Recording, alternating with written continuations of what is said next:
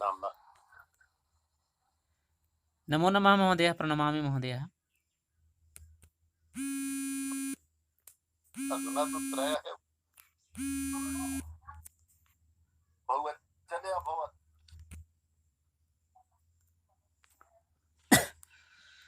अद्य न्यूनाः एव सन्ति इदानीम् अधुना पर्यन्तम्।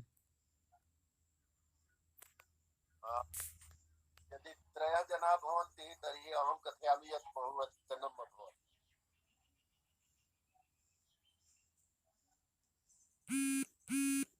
परन्तु अनेन प्रकारेण कथं चलिष्यति?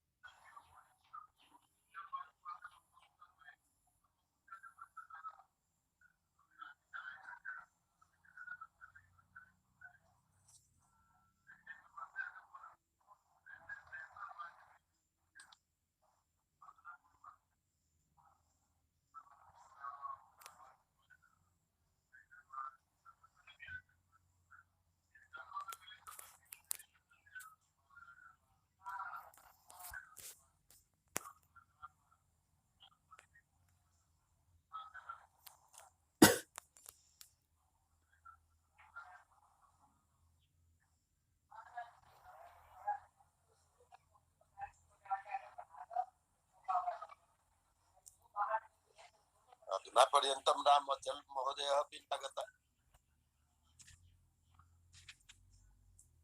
आं महोदय, ते न आगतवन्तः।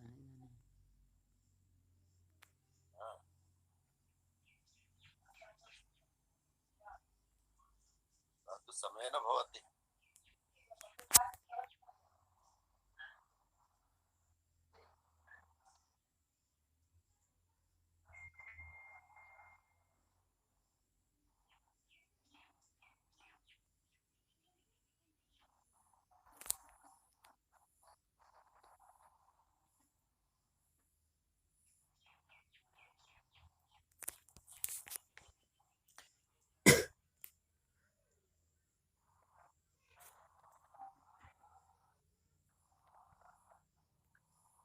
इदानीं प्रारम्भं कुर्मः महोदय। एकादश जनाः अभवन् अधुना पर्यन्तम्।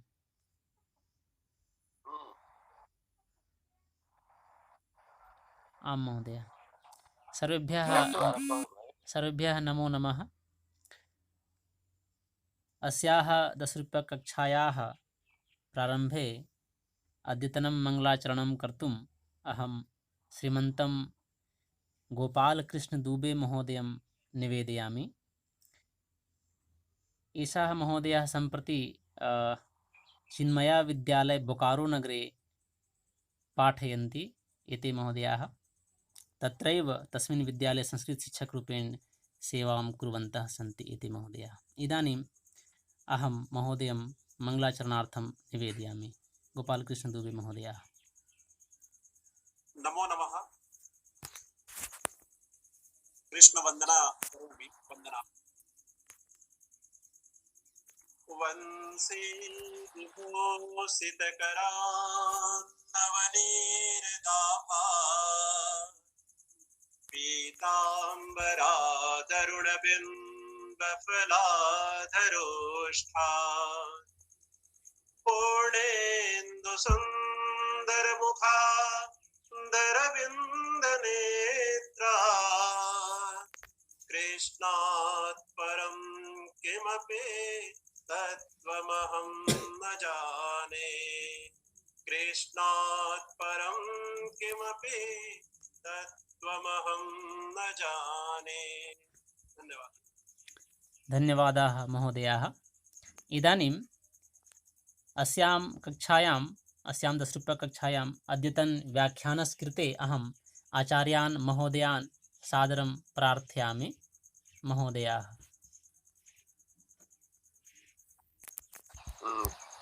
मंगलाचरणं तु सम्यक् रूपेण कृतं तेन। धन्यवादाः। धन्यवाद महोदय।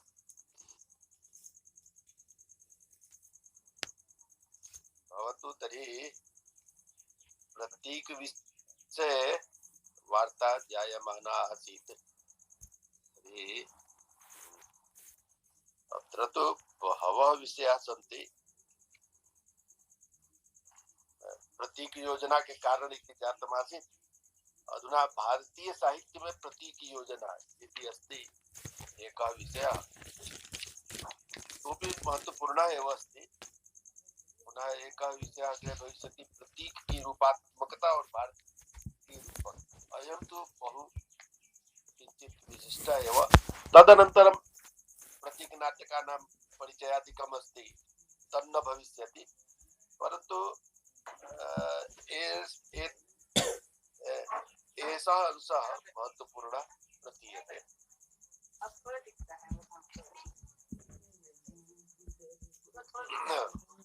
विषय अस्ति भारतीय साहित्य में प्रतीक योजना। जैसा कि पहले ही स्पष्ट किया जा चुका है, प्रतीक का जन्म भी मानवों के जन्म के साथ साथ ही हुआ।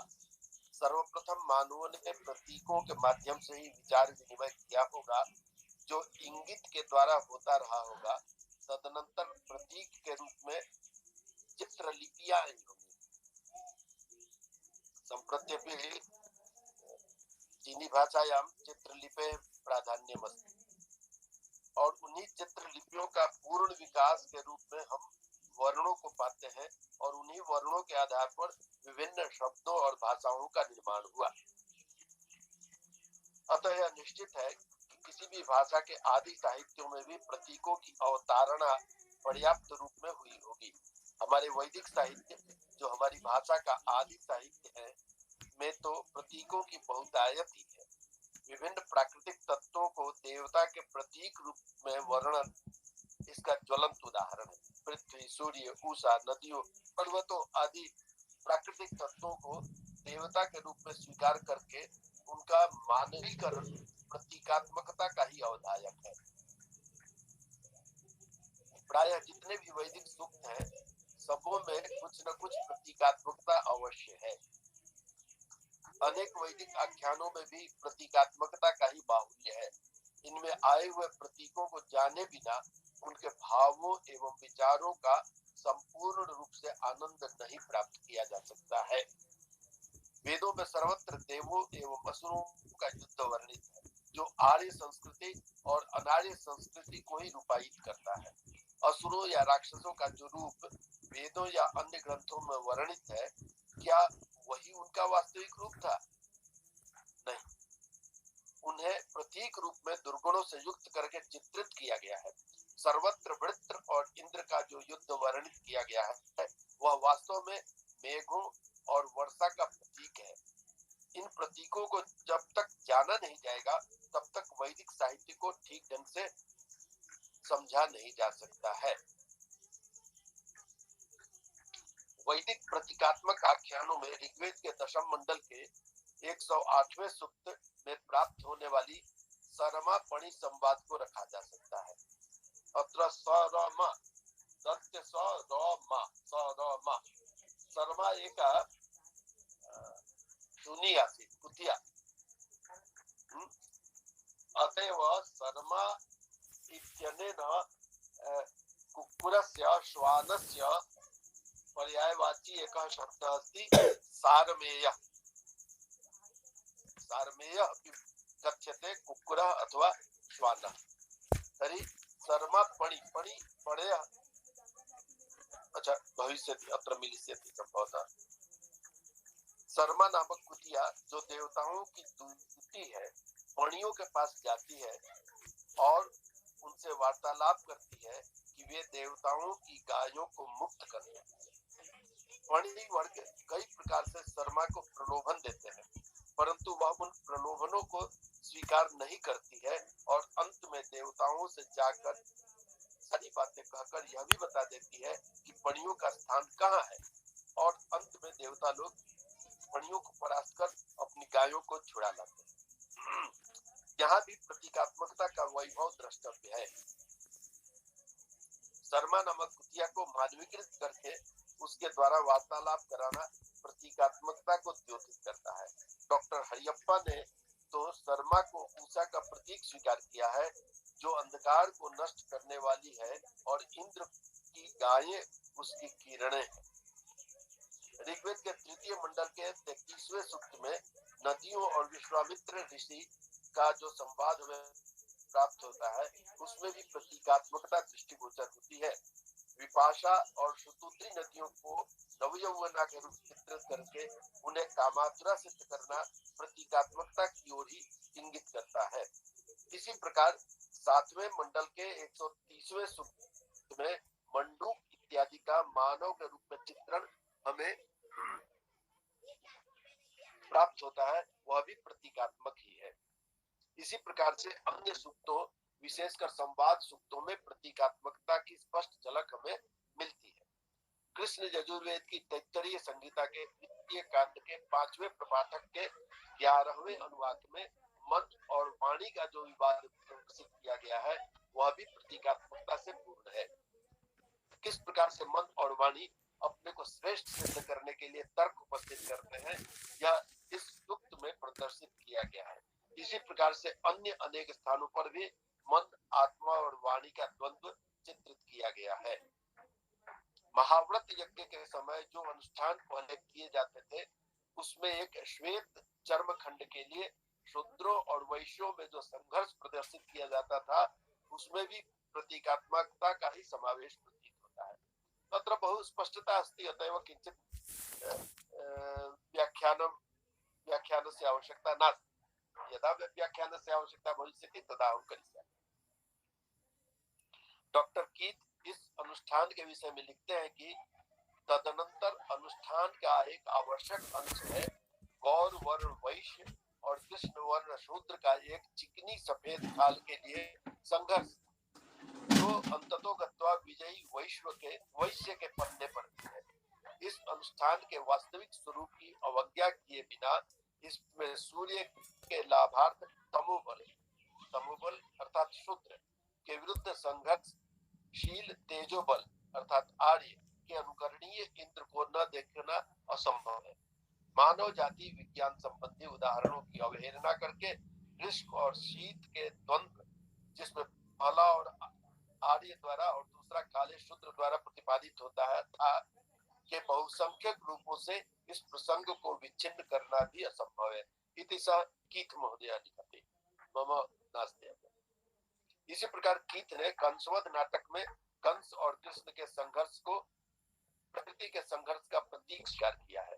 कंस शील का प्रतीक है तो कृष्ण ग्रीष्म का, और उन्हीं दोनों का अनादि द्वंद्व कंसवध में चित्रित किया जाता है, ऐसा कीथ स्वीकार करते हैं। उपनिषदों में तो प्राय सभी कथानक किसी न किसी प्रतीक को ही अभिव्यक्त करते हैं। कठोपनिषद का नाचिकेतोपाख्यान इसका ज्वलंत उदाहरण है। बृहदारण्यक उपनिषद और छांदोग्य उपनिषदों में ऐसी अनेक घटनाएं और कथानक हैं जिसमें प्रतीकात्मकता प्राप्त होती है। छांदोग्य उपनिषद के 6ठे अध्याय के 13वें एवं 14वें खंड में श्वेत केतु अपने पिता से आत्मा और परमात्मा के विषय में पूछता है।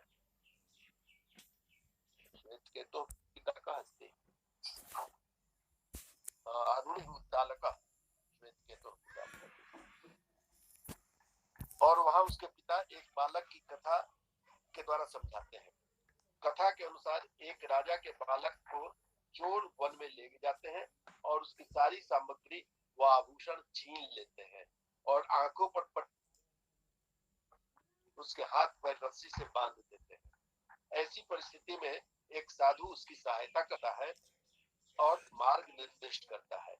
इस कथा में सत्य चैतन्य देव राजा का प्रतीक है और चिदाभास जीव बालक का। उसी प्रकार संस्कार और अभ्यास चोर, अज्ञानी, अज्ञान पट्टी, तृष्णा, रस्सी एवं संसार का प्रतीक है। सभी पौराणिक आख्यान भी किसी न किसी रूप प्रतीक को अवश्य धारण करते हैं। श्रीमद् भागवत में कृष्ण के कार्यकलाप आर्य धर्म को स्थापित करने के लिए अनार्यों के नाश का एक अच्छा प्रतीक प्रकट करते हैं। जितने भी पौराणिक आख्यान हैं, उन सबों में किसी न किसी प्रकार से सामाजिक और धार्मिक प्रतीकों को रखकर उसके द्वारा शिक्षा देने का प्रयत्न किया गया है।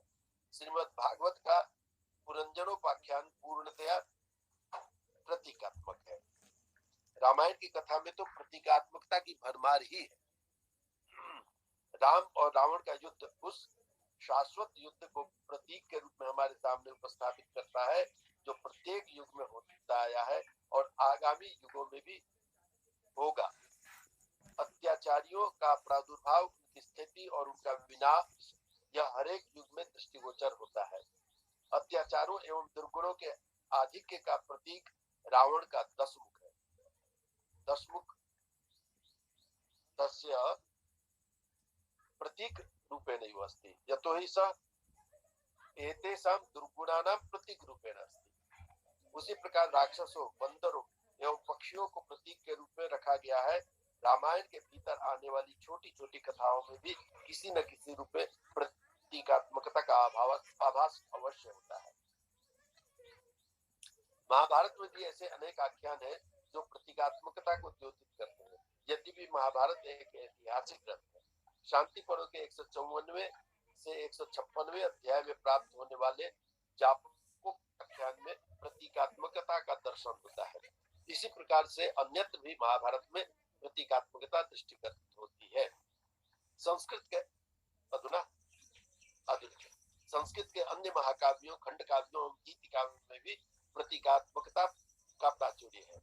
कालिदास का कुमार संभव प्रतीक कथा के धारण करने में अग्रणी माना जा सकता है।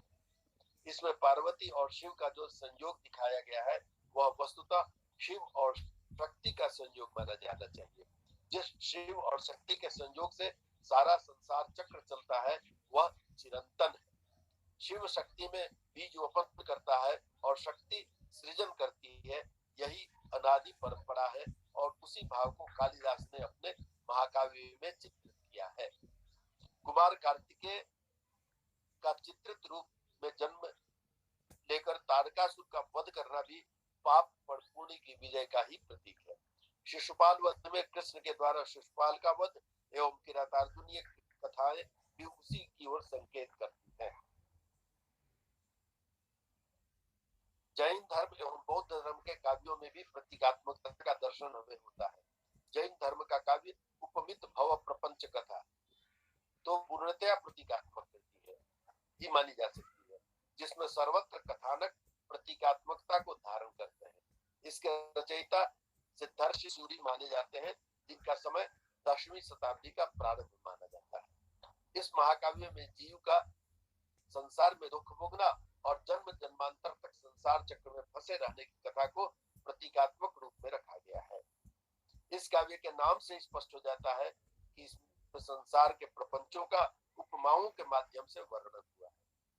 कवि ने सर्वत्र प्रतीकों के माध्यम से अपनी बातों को रखा है। कवि ने महामोह का वर्णन करते हुए लिखा है कि राग केसरी का जनक महामोह बच्चों एवं स्त्रियों में भी प्रसिद्ध है और वह अनेक आश्चर्ययुक्त कार्यों को पसंद करने वाला है और वह त्रिलोक प्रसिद्ध है। इंद्र इत्यादि बड़े बड़े देवता भी इसके किंकर हैं। तस्य संदर्भे लेखः विशेष रूपेण अस्ति महामोहो जगत् सर्वं भ्रामयते सलीलया शक्रादेव जगन्नाथा यस्य किंकरतां कथा। तस्तु इसी प्रकार 10वीं शताब्दी में ही कवि जयराम की प्राकृत भाषा में निबद्ध रचना धम्म परीक्षा में भी प्रतीकात्मकता प्राप्त होती है। इसी प्रकार अन्यत्र भी सर्वत्र आख्यानों में प्रतीकात्मकता की झलक हमें दृष्टिगत होती है। बहुत प्रतीकात्मकता हम दृश्यन्ति, परंतु कुत्र कुत्र तस्य अन्वेषणं कुत्र कुत्र कुर्याम, अतएव किंचित केवलं दिशा निर्देश रूपेण अत्र दत्तमस्ति। अस्तु, एक अन्य विषय अस्ति प्रतीक की रूपात्मकता और भारतीय रूपक।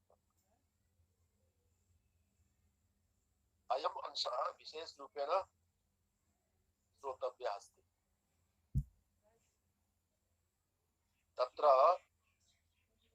शीर्षक रूपेण अस्ति प्रतीक की रूपात्मकता। रूपात्मकता अर्थात दृश्यात्मकता, तथा भारतीय रूपकानी।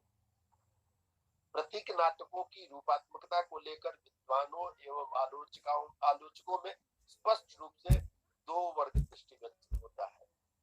एक वर्ग यह स्वीकार करता है कि प्रतीक नाटकों को भी उसी रूप में मंच पर उपस्थापित किया जा सकता है जिस रूप में अन्य नाटकों को, तो दूसरी ओर दूसरा वर्ग कहता है कि प्रतीकात्मक नाटकों की रूपात्मकता अन्य होती है।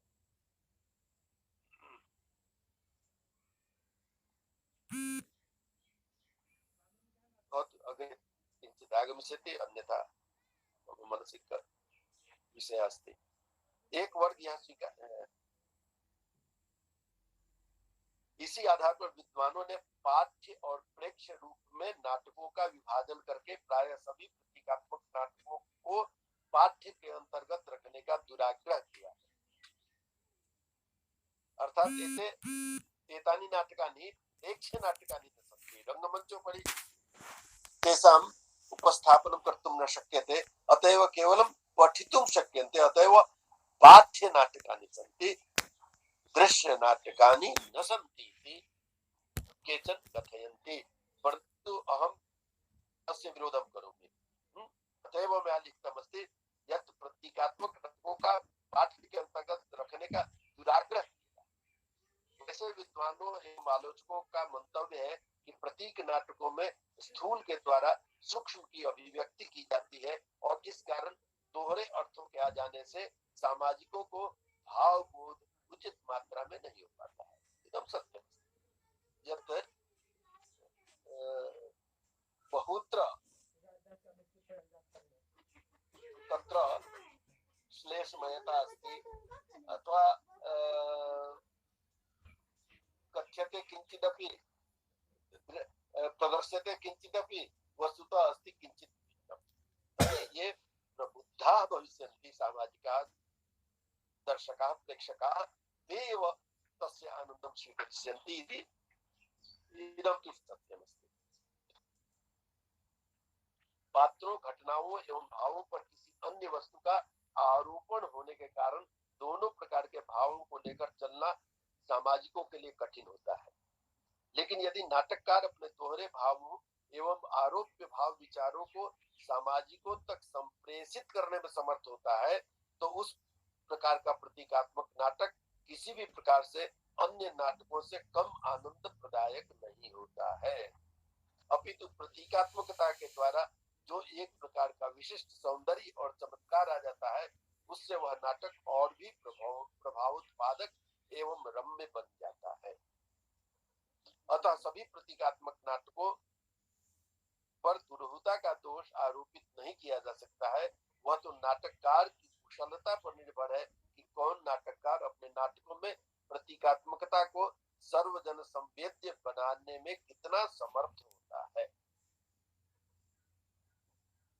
यदि प्रतीकात्मक नाटकों पर दुरूहता का दोष आरोपित किया जाता है तो उस दोष से अनेक महाकाव्य एवं अनेक अन्य नाटक भी मुक्त नहीं हो पाते। काव्य की प्रत्येक विधा में प्रतीकात्मकता परिलक्षित होती है, अतः केवल नाटक पर दुरूहता का दोष आक्षिप्त करना युक्तियुक्त प्रतीत नहीं होता है। कुछ आलोचक और विद्वान प्रतीकात्मक नाटकों को नाटकीय कथा या नाटकीय साहित्य के नाम से अभिहित करते हैं, परंतु अधिकांश प्रतीक नाटक ऐसे हैं जिन्हें हम हर दृष्टिकोण से नाटक ही कह सकते हैं। लेकिन कुछ ऐसे जरूर प्रतीक नाटक हैं जिनमें नाटकीयता का अभाव है, परंतु ऐसे नाटक बहुत कम ही है। यूं तो सामान्य नाटकों में भी अनेक नाटक हैं जिनमें नाटकीयता का अभाव है, तथापि उन्हें नाटक ही कहा जाता है। उत्तम प्रतीक नाटकों की यह विशेषता होती है कि वे किसी भी तथ्य को एवं प्रतिपाद्य भावों को सुंदर रूप से सामाजिकों के हृदय में प्रतिष्ठापित कर देते हैं। डॉक्टर लक्ष्मी नारायण लाल ने भी कहा है, अस्य लक्ष्मी नारायण लालस्य एकं बहु महत्वपूर्णं नाटकम् अस्ति, मादा कैक्टस। लघु नाटकम् अस्ति, परन्तु बहु उत्कृष्टं नाटकम् अस्ति। तत्रैव तेन लिखितम् अस्ति यत् लक्ष्मी नारायण लालः लिखति, और नाटक में प्रतीक का धर्म केवल यह है कि वह संवेद्य बात को, तथ्य को शब्दों की अपेक्षा कहीं अधिक सीधे और शक्तिशाली ढंग तथा सुंदर रूप से प्रस्तुत कर सकता है। डॉक्टर लक्ष्मी नारायण लाल प्रतीकात्मक नाटकों की रूपात्मकता पर प्रश्न चिन्ह लगाने वाले विद्वानों का जवाब देते हुए कहते हैं, सहलिखति, और मैं कहता हूँ, प्रतीक की अपनी कोई अलग भाषा नहीं होती। प्रतीक तो स्वयं नाटक की प्रकृत भाषा और सहज बोध है। सः कथयति यत् प्रतीकं तु नाटकस्य भाषा एव अस्ति। ऐसी भाषा जो हम नित्य प्रति के जीवन में बोलते हैं, चेतन अचेतन रूप से, जिन्हें हम संप्रेषणीयता और बोध तत्व के माध्यम बनाते हैं। इस तरह यह प्रतीक हमारी अभिव्यक्ति के जीवंत आधार है, अतः हमारे व्यक्तित्व के अंग है, जैसे स्वप्न अंग। श्री के.बी. शर्मा भी नाटकों में प्रतीकात्मकता को सिद्ध करते हुए लिखते हैं, but it is in drama that allegory in Sanskrit finds its perfection. In fact, it is drama, being mainly conversational in nature, that lends itself best as a medium for allegorical representation of conflicting ideologies. ये इदं तेन लिखितम् अस्ति, विवेक चूडामणि नहीं,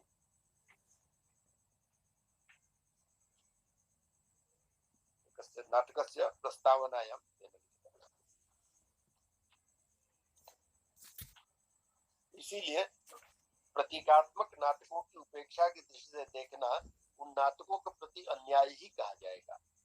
हाँ, यह सही है कि कुछ प्रतीक नाटककारों की अज्ञानता के कारण उपेक्ष हो गए हैं, परंतु ऐसे नाटक बहुत कम ही हैं। डॉक्टर लाल तो प्रतीक नाटकों को सर्वश्रेष्ठ स्वीकार करते हुए सिद्ध करते हैं कि प्रतीकात्मकता नाटक का प्रमुख धर्म होना चाहिए। यह नाटक जैसे अपने आप को मुझसे लिखा ले गया, तस्यैव वाक्यमस्ति। यह नाटक जैसे अपने आप को मुझसे लिखा ले गया, अपनी मौलिक भाषा में, शिल्प में और स्वर संगीत में, शायद तभी इसमें ये प्रतीक आ गए। नाटक में नाटक की परम शुद्ध भाषा। सा लिखति यत् नाटके नाटकस्य शुद्ध भाषा प्रतीकम एवं भवितुमर्हति। प्रतीकात्मक नाटकों में व्यंजना और लक्षणा शक्तियों के द्वारा अत्यधिक विस्तृत भावों को सूक्ष्माति सूक्ष्म रूप में उपस्थापित करने की क्षमता होती है, और इस कारण से नाटकीय सौंदर्य में पर्याप्त मात्रा में वृद्धि हो जाती है। प्रतीक नाटकों की कथा वस्तु ही केवल प्रतीकात्मक नहीं होती, अपितु उसके पात्र, विषय और दृश्य सभी मिलकर कथा वस्तु को प्रतीकात्मक बनाने में सहयोग प्रदान करते हैं। प्रतीकात्मक नाटकों में जो दुरूहता, अस्पष्टता, अमूर्तता आदि भाव रहते हैं, वे सभी उसकी प्रतीकात्मकता को ही अभिव्यक्त करते हैं। प्रतीक हमेशा वर्तमान के द्वारा अतीत या अनागत भावों एवं अदृश्य तथ्यों को रूपायित करता है। डॉक्टर कृष्णलाल भी प्रतीकात्मक नाटकों को अदृश्य संघर्ष को दृश्यमान करने वाला स्वीकार करते हुए कहते हैं, अदृश्य संघर्ष को दृश्यमान करने के लिए दृश्य काव्यों की रचना ही प्रतीकवादी नाटकों की कला है। आधुनिक हिंदी साहित्य का विकास पुस्तक है। किसी भी नाटक में जितना ही संघर्ष या द्वंद्व चित्रित रहता है, एतस्मिन् विषये अहम् उक्तवान् आसम् पूर्वमपि यत् द्वन्द्वस्य चित्रणं नाटकेषु भवति, द्वन्द्वस्य यथा चित्रणं भविष्यति तथा नाटकम् उत्कृष्टं भविष्यति। किसी भी नाटक में जितना ही संघर्ष या द्वंद्व चित्रित रहता है, वह नाटक उतना ही जीवंत होता है और अदृश्य भावों एवं तथ्यों के संघर्ष को चित्रित करने के लिए नाटककारों को प्रतीक के आश्रय में जाना पड़ता है और उस प्रतीकात्मकता के द्वारा ही नाटककार गूढ़ से गूढ़ बुद्धियों को भी सहज रूप में प्रकारांतर से प्रच्छन्नता पूर्वक रखने में समर्थ होता है। प्रतीकात्मक नाटक की कथा वस्तु तो प्रतीकात्मक होती ही है, उसके पात्र भी प्रतीकात्मक होते हैं। इदम एवं वैशिष्ट्यम भवति, जो साधारण मानव नहीं होते हैं अपितु किसी भाव, विचार या दार्शनिक तत्वों को द्योतित करने वाले होते हैं। डॉक्टर मोहन अवस्थी भी इसी तथ्य को स्वीकार करते हुए कहते हैं, प्रतीक नाटक वे हैं जिनके पात्र किसी विशेष भाव या विचार के पर्याय होते हैं। डॉक्टर सावित्री स्वरूप भी लगभग इन्हीं बातों को स्वीकार करती हुई लिखती हैं कि प्रतीक नाटकों में नाटककार अपनी मनोवृत्तियों को विभिन्न रूपों में पात्रों का स्वरूप देकर रुचि को संतुष्ट करता है। इस प्रकार नाटककार रहस्यमय ढंग से अपने उद्देश्य को पाठकों के सम्मुख प्रस्तुत करता है। समाप्त व्यवस्थित। यूं तो संस्कृत में पूर्ण प्रतीकात्मक नाटकों की भी कमी नहीं है, तथापि अन्य सामान्य नाटकों में भी यत्र तत्र प्रतीकात्मकता का दर्शन हमें हो जाता है। भास के बाल चरित के कुछ अंशों में प्रतीकात्मकता दिख पड़ती है, तत्र तो प्रतीकात्मकता बहुवचन। जब वसुदेव बालक कृष्ण को लेकर यमुना पार जाकर नंद को सौंपते हैं, तो वह बालक इतना भारी हो जाता है कि उसे नंद ले जाने में असमर्थ हो जाते हैं। वहां कृष्ण के दिव्य अस्त्र एवं वाहन मानव के रूप में आते हैं, अतः यहाँ दिव्य तत्वों का प्रतीकात्मक रूप में नाटककार ने रखा है। बाल चरित के ही द्वितीय अंक में श्राप एवं राजश्री पात्र के रूप में प्रवेश करते हैं और उनमें जो वार्तालाप होता है वह पूर्णतया प्रतीकात्मक है। श्राप चांडाल के वेश में कंस के महल में प्रवेश करना चाहता है और कंस की राजश्री का वह स्त्री वेश में आकर उसे रोकती है, परंतु श्राप उसे विष्णु के द्वारा अनुमति मिलने के बाद बतलाकर राज्य में प्रविष्ट हो जाता है, जिसके कारण कंस की व्याकुलता बढ़ जाती है। इसी तरह दूत वाक्य में सुदर्शन चक्र को प्रतीकात्मक पात्र के रूप में नाटककार ने रखा है। भाष्य व रचनास्ति दूत वाक्यम। कालिदास के अभिज्ञान शाकुंतल में भी सामान्य रूप में प्रतीकात्मकता प्राप्त होती है। चौथे अंक में जहाँ शकुंतला की विदाई हो रही है, वहाँ हरिण एवं वृक्ष भी रोकते हुए दिखाई देते हैं और अनेक वृक्ष विभिन्न प्रकार के उपहार देते हुए चित्रित किए गए हैं, परंतु यहाँ पर प्रतीकात्मकता का केवल आभास मात्र ही हमें मिलता है। किसी भी पात्र को प्रतीक रूप में यहाँ नहीं रखा गया है। भवभूति के उत्तर रामचरित में तमसा और मुरला नदियों को पात्र के रूप में रखा गया है, जहाँ हमें प्रतीकात्मकता की झलक प्राप्त होती है। पृथ्वी, वन, देवता और वासंती पात्र भी प्रतीकात्मकता को धारण करते हैं, परंतु इनकी प्रतीकात्मकता में एवं प्रतीक नाटकों की प्रतीकात्मकता में पर्याप्त अंतर है। यूं तो शारिपुत्र प्रकरण के साथ तूफान में प्राप्त अश्वघोष की एक दूसरी नाट्य कृति जो अपूर्ण है में भी प्रतीकात्मकता दृष्टिगोचर होती है, परंतु इसके अपूर्ण होने के कारण इसके विषय में अधिक कहा नहीं जा सकता है। इसके विषय में आगे के पृष्ठों पर विशेष रूप से विचार किया जाएगा। शुद्ध प्रतीक नाटकों में संभवतया अश्वघोष कृत खंडित नाटक प्रथम नाटक होता, यदि वह पूरे रूप में प्राप्त होता। संप्रति प्रतीक नाटकों की कड़ी में प्रथम नाटक के रूप में आगम डंबर को ही माना जाना चाहिए। अस्तु एतावदेव अहं चिन्तयामि यत् श्राव्यमासीत्। तदनन्तरं तु प्रतीक नाटकानां पुनश्च तेषां परिचयादिकम् अस्ति, परन्तु अत्र अन्तिमे वाक्ये एकस्य नाटकस्य उल्लेखः आगतः अस्ति, आगम डंबर। तद् विषये किञ्चित् वक्तुम् इच्छामि। अनेन व्याजेन अस्य शोध प्रबन्धस्य रचनायां किमपि वैशिष्ट्यम् आगतम् आसीत् तस्यापि उल्लेखं कर्तुम् इच्छामि। प्रायः नहीं 1978 मध्ये तिरुपतौ एका संगोष्ठी आसीत्। तस्मिन् समये बह्व्यः संगोष्ठ्यः न भवन्ति, परन्तु एका संगोष्ठी आसीत्। अहं गुरुवर्येण साकं प्रोफेसर् विद्याप्रसाद सिंहेन महोदयेन साकं अहं तत्र गतवान् आसम्। तत्र एकः केरलीयः मिलितः, सोऽपि विद्वान् आसीत्, वृद्धः आसीत्। तेन सह वयं प्रथमवारं मद्रास् नगरं गतवन्तौ। तस्मिन् समये तु मद्रास् एव नाम आसीत्, अधुना चेन्नै नाम अस्ति। भ्रमणार्थं तत्र सः उक्तवान् यत् किं डॉक्टर वी राघवन महोदयेन मेलनं कर्तुम् इच्छन्ति। जनाः तस्य नाम श्रुतवन्तः सन्ति न वा? आं महोदय। ये छात्राः सन्ति तेन श्रुतवन्तः स्युः। भवान् अस्ति?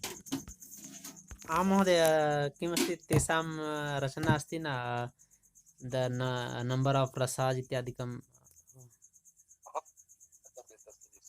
सत्यं। तर्हि डॉक्टर वी राघवन एषः बहु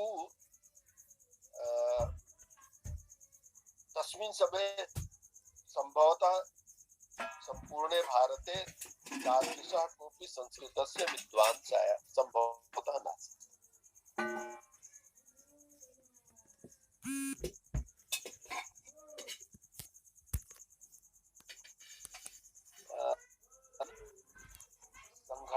अधुना पर्यन्तं भारतत्रयं जातम्। प्रथमवारं संस्कृत आयोगस्य यत् संघटनं जातमासीत् तस्य सः अध्यक्षः आसीत्। अनेनैव चिन्तयन्तु यत् सः विशिष्टः आसीत्। तर्हि वयं त्रयोऽपि तस्य आवासं प्रति गतवन्तः। सायंकालस्य समयः आसीत्। सः वाटिकायाम् उपविष्टः आसीत्, परन्तु तस्मिन् समये अपि किञ्चित् पठनमेव करोति स्म। तेन महोदयेन वार्ता अभवत्। यथा अहं स्मरामि, तेन संस्कृतेन एव वार्ता जाता आसीत्। यतोहि तमिलनाडु मध्ये प्रायः जनाः हिंदी भाषां तथा न वदन्ति। अधुना स्मरणे नास्ति। तर्हि किञ्चित् कालानन्तरं सः मया सः प्रश्नं कृतवान् यत् भवान् अधुना किं करोति?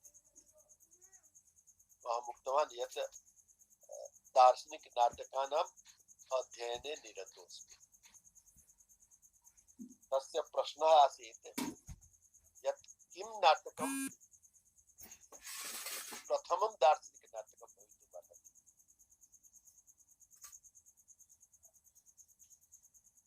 मया उक्तं यत् प्रबोधचन्द्रोदय नाटकमेव दार्शनिकनाटकेषु प्रथमं नाटकम्।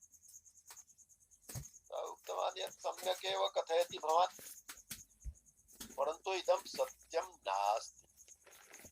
अहम् उक्तवान् तर्हि किं नाटकम् अस्ति प्रथमं नाटकम्?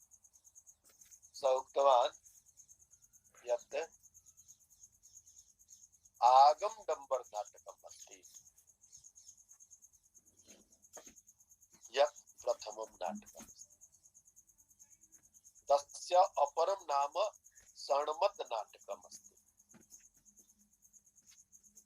अहम् उक्तवान् यत् कुत्रापि कस्मिन्नपि इतिहासग्रन्थे अस्य चर्चा नास्ति। सः उक्तवान् वदति भवान्। कुत्रापि न कस्मिन्नपि इतिहासग्रन्थे संस्कृतसाहित्यस्य इतिहासग्रन्थेषु स्वर्णमठनाटकस्य अथवा आगमडम्बरस्य चर्चा नास्ति। तर्हि मया अग्रिमः प्रश्नः आसीत् मम यत् किमिदं प्रकाशितमस्ति, सः उक्तवान् यत् आम् इदं प्रकाशितमस्ति। तर्हि मम प्रश्नः आसीत् कुतः प्रकाशितमस्ति, सः उक्तवान् भवतः गृहतः एव प्रकाशितमस्ति। अहम् उक्तवान् यत् मम गृहतः, सः उक्तवान् बिहारतः एव अस्ति। सः व्यङ्ग्यरूपेण अथवा हास्यरूपेण इत्थम् उक्तवान् आसीत्। मया पृष्टं यत् कुतः अस्ति, सः उक्तवान् मिथिला रिसर्च् इन्स्टिट्यूट् इत्यतः अस्ति।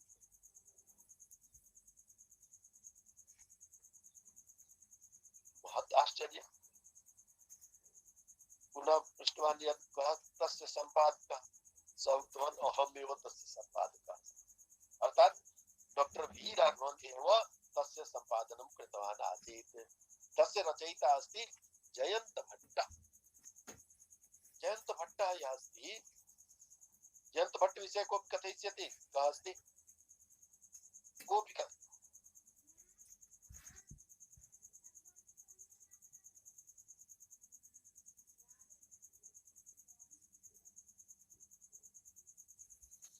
शिक्षकेष्वपि न जानन्ति। अस्तु, जयंत भट्ट नैयायिकः आसीत्, कश्मीर प्रदेशस्य आसीत्। तेन न्यायमञ्जरी इति पुस्तकस्य रचना कृता अस्ति। प्रदर्शयितुम् इच्छामि, बहिः एव अस्ति।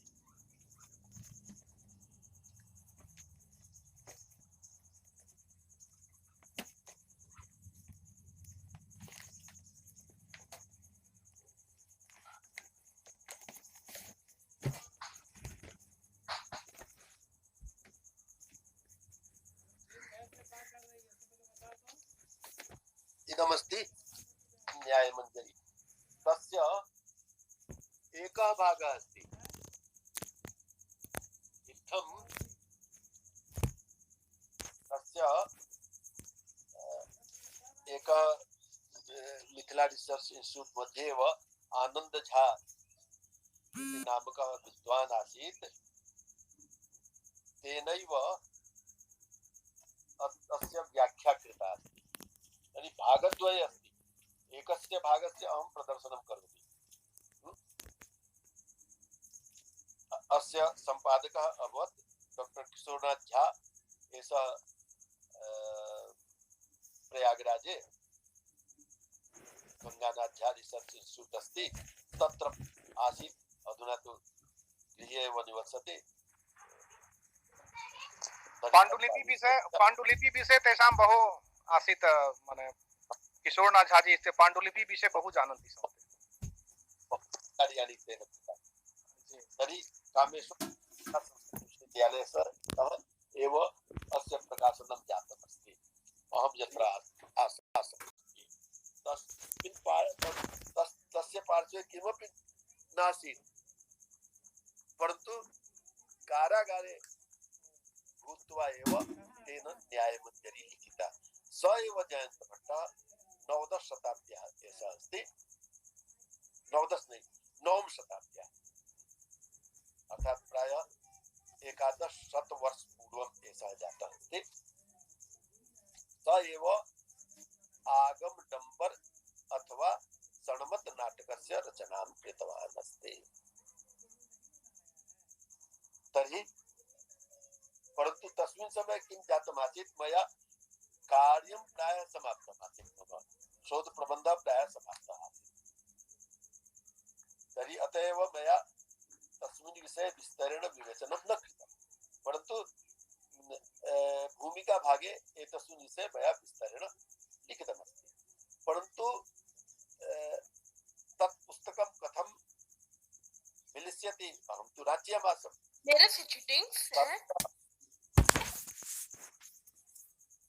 तत्र अस्माकं अन्यः गुरुः प्रोफेसर काशीनाथ मिश्र महोदयः तत्र निदेशकः आसीत्। यः पटना विश्वविद्यालये अस्माकं गुरुः आसीत्। पुनश्च तत्र मम मित्रं डॉक्टर कृष्णकांत त्रिवेदी महोदय सः तत्र प्राचीन इतिहास विभागे प्रोफेसर रूपेण आसीत्। तर्हि पत्रद्वारा तस्मिन् समये टेलिफोन इत्यादि इत्यस्य बहु व्यवस्था नासीत्।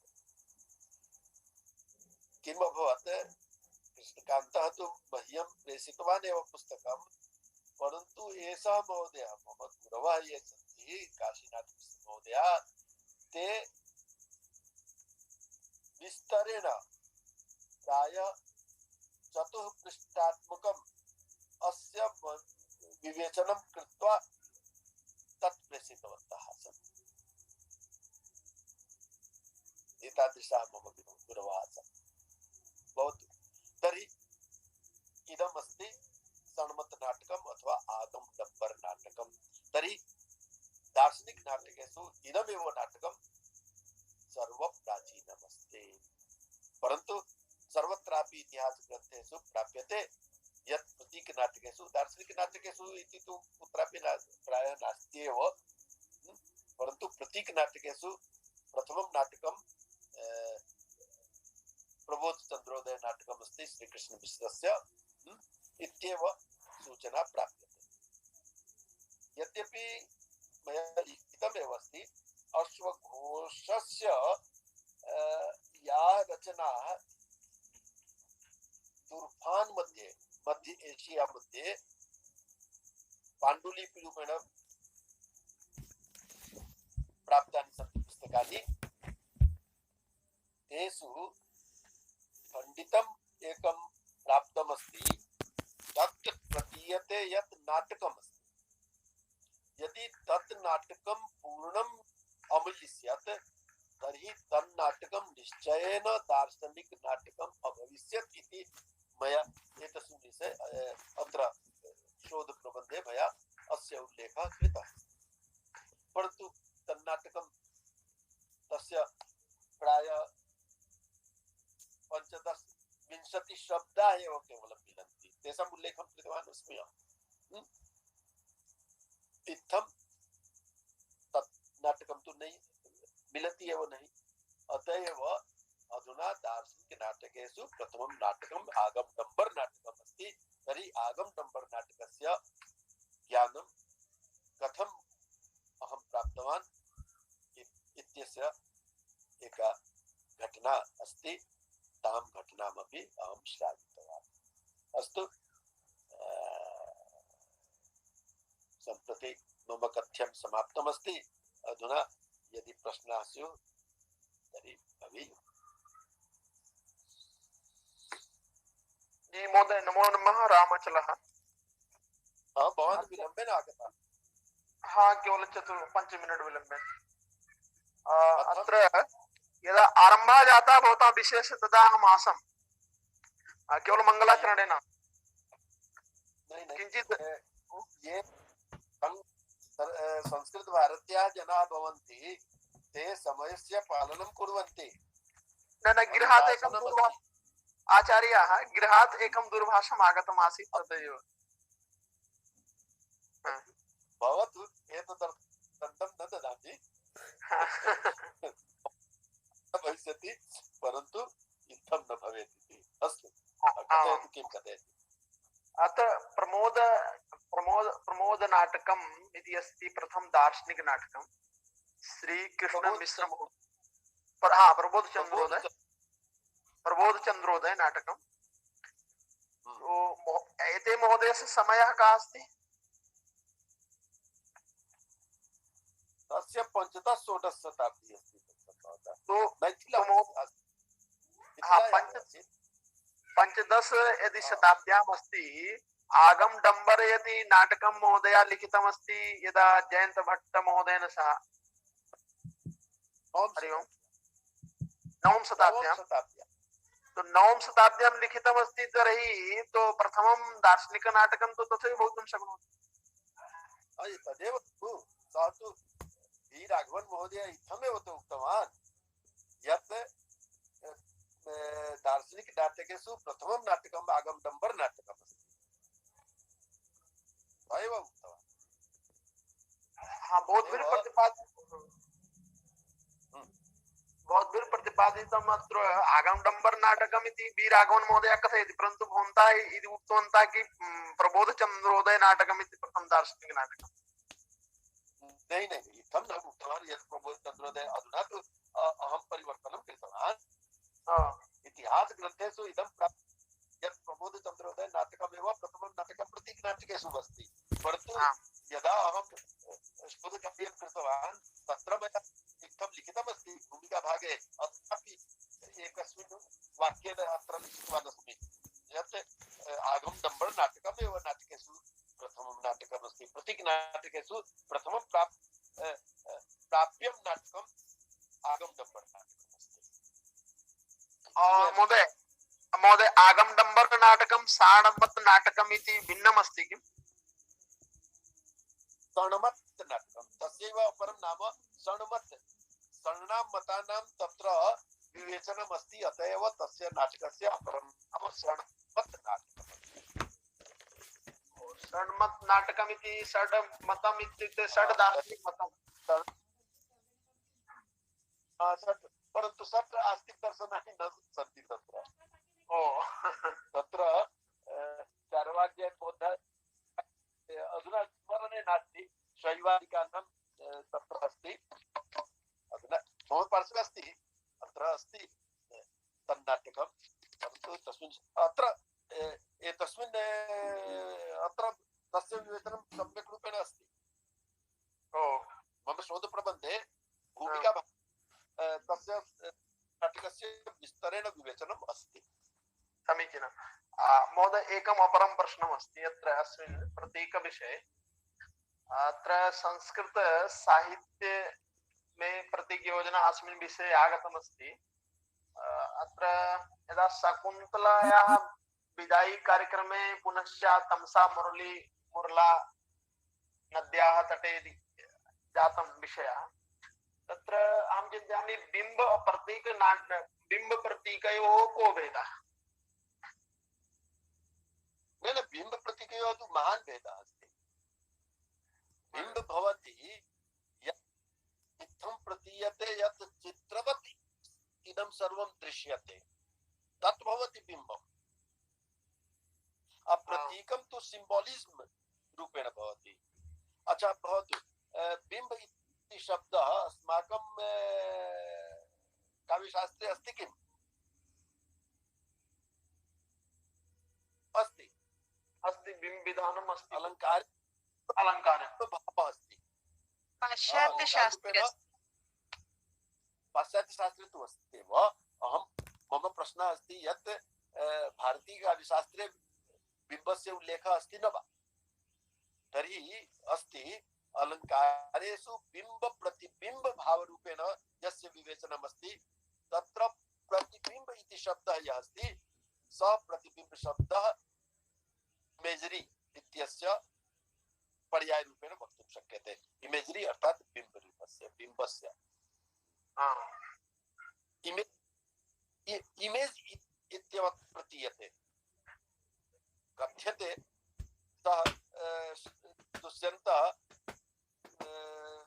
धावनं करोति, परन्तु अस्माभिः कदा सम्भवतः रथः अपि न दृष्टः अस्ति। तेन प्रकारेण कथं धनु संधानं क्रियते, पुनश्च हरिणः अग्रे धावति, परन्तु अस्य चित्रम् अस्माकं मनसि आगतम्। इदमेव बिम्बविधानम् इति। अत्र एव चित्रवत् तदेव बिम्बविधानम् इति।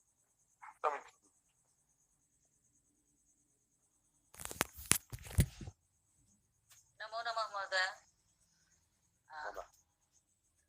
ह्यः अहं सम्पूर्णं व्याख्यानं न श्रुता। अतएव प्रतीक विषय सम्यक रूपेण तु न जानामि, किन्तु प्रतीक मानवीकरण मध्ये किञ्चित् साम्यता अस्ति कि? मानवीकरणं तु अलङ्कार इदमपि पाश्चात्य देशेषु अयम् अलङ्कारः अस्ति पर्सोनिफिकेशन् इति।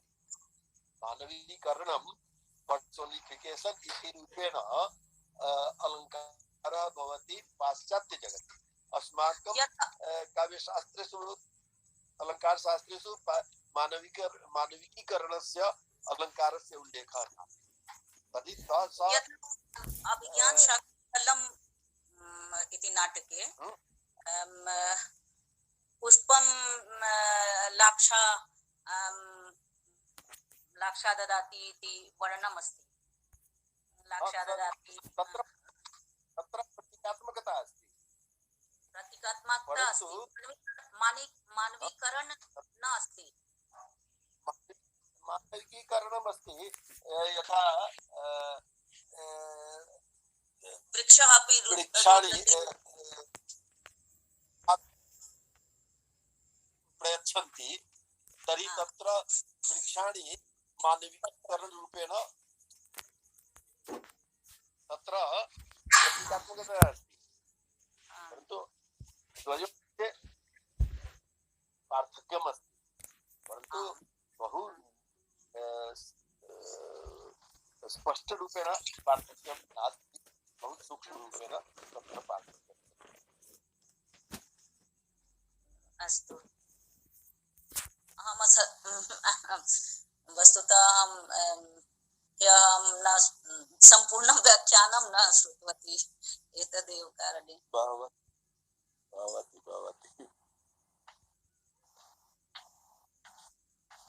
तर्हि अस्य तु वेचनं जातमस्ति। श्वः केवलं रामचन्द्र महोदयस्य एकम् अवशिष्टमस्ति, तस्य वेचनं करिष्यामि। पुनश्च सम्भवतः कथयामि अस्य परिवर्तनं भवितुम् अर्हति। यतोहि श्वः किं भविष्यति? मॉरिशस देशतः अनुरोधः अस्ति यत् अनेनैव प्रकारेण ऑनलाइन माध्यमेन तत्र विश्वविद्यालये अध्यापनम् अहं कुर्याम इति। तर्हि कथं? बहुशः शुभकामना। बहु शुभकामना, प्रणमामि सर। बहु शोभनमस्ति। वस्तुतः कोरोना कारणात्, अन्यथा मम तु मार्च मासस्य 21 अथवा 22 स्मरणं नास्ति, तस्मिन् दिवसे गमनम् आसीत्। सत्यं। एतावत् दिनानि पर्यन्तं प्राय एकस्मिन् स्थले कोरोना कारणेन अस्ति खलु?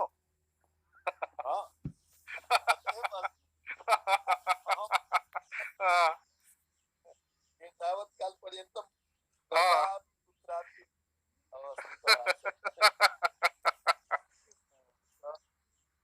परन्तु अनेन प्रकारेण समयः परन्तु एतद् अनुभवः प्रायः सम्पूर्णे जीवने भविष्यति। एतावत् पर्यन्तम् एतावत् अवधानरूपेण बहुकालानन्तरं वर्गं कृतवान् अस्मि।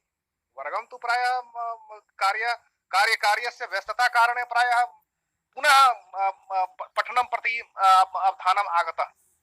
एतस्य वर्गेण पुनः पुस्तकं प्रति आगतवान्। बहु लाभः जातः तस्य।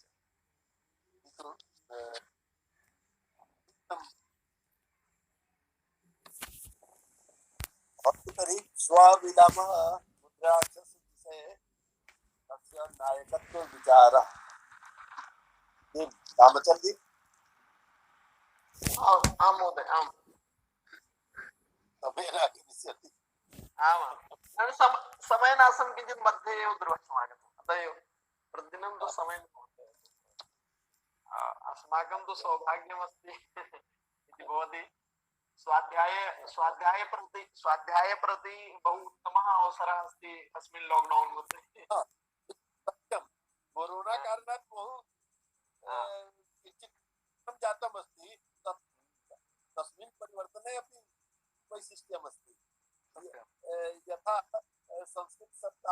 आयोजनम् अस्मिन् समये अभवत् तथा कुत्रापि भवति स्म किम्? कदापि संस्कृत सप्ताहस्य आयोजनं बहु विस्तरेण अभवत्, स्थाने स्थाने अभवत्। एकस्मिन् स्थाने बहूनां विदुषां समवायः अपि जातम्। तथापि अस्माकं सौभाग्यमस्ति भवता सदृशं किञ्चित् वैशिष्ट्यमपि आगतमस्ति। तथापि अस्माकं सौभाग्यमस्ति कि भवता संरक्षणे वयं पठामः, आशीर्वचनं मिलति।